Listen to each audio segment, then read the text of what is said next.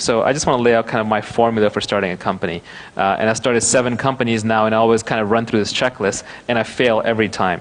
And the most important thing is there are no formulas, right? At the end of the day, you have to do what you love, and you have to do it even though people tell you it'll never work. But that being said, if there was a formula, I would put it something like this, and I think it applies everywhere in the world. It applies in Malaysia, it applies in Silicon Valley. The most important thing is pick a great co-founder. You can do a company on your own, but it's like you can, in theory, raise a child on your own, but you probably shouldn't. So you need someone who's going to be there with you. And a co-founder is someone who's going to have very high intelligence, very high energy, and very high integrity. The intelligence is a given. These people should be very smart. Hopefully they make you feel dumb, or they're not smart enough.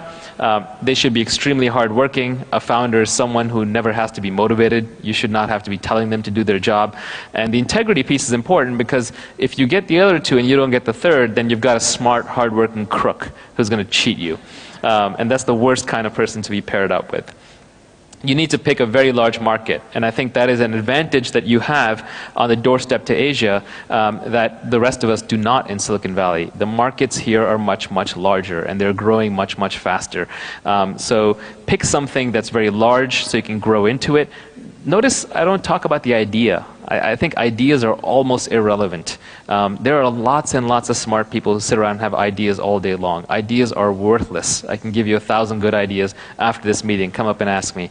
But the more important thing is that you pick a large space that you're knowledgeable and passionate about, and then you will figure out what the right thing to do within that space is.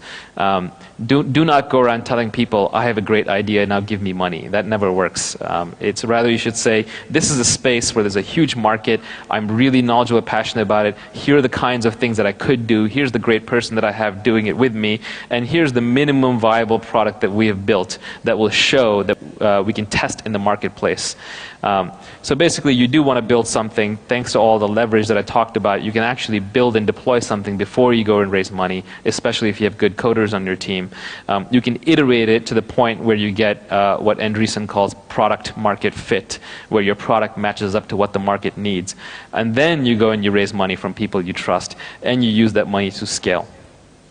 So that's basically it. Here to talk about the revolution that happened in Silicon Valley, and I think how it's rolling on to the rest of the world. And I think it's an inspirational message.